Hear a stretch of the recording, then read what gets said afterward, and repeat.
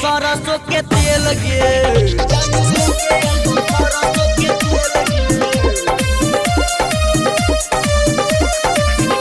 आज हमरा संग चलता खूबे रेल गे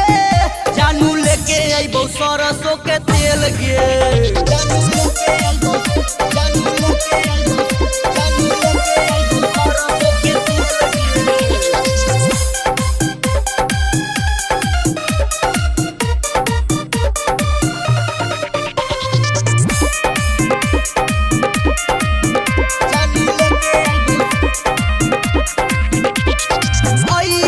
यादव जी के खेत गे आजू के दिन सोना करी है न लेट गे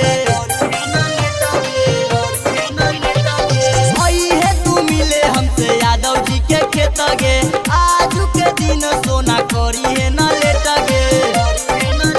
आज हमरा तोरा हो तो खूबे मेल गे आज हमरा तोरा हो तो खूबे मेल गे लेके जानू सरसों के तेल गे लेके जानू सरसों के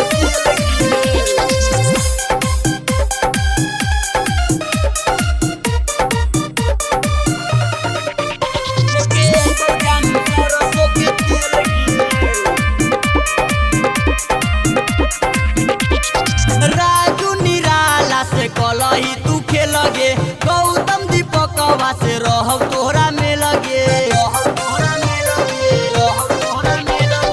राजू निराला से कलही तू खेल गे गौतम दीपकवा से रहो तोहरा में लगे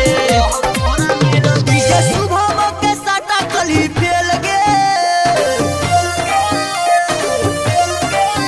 डीजे शैलेश के साटा कली फेल गे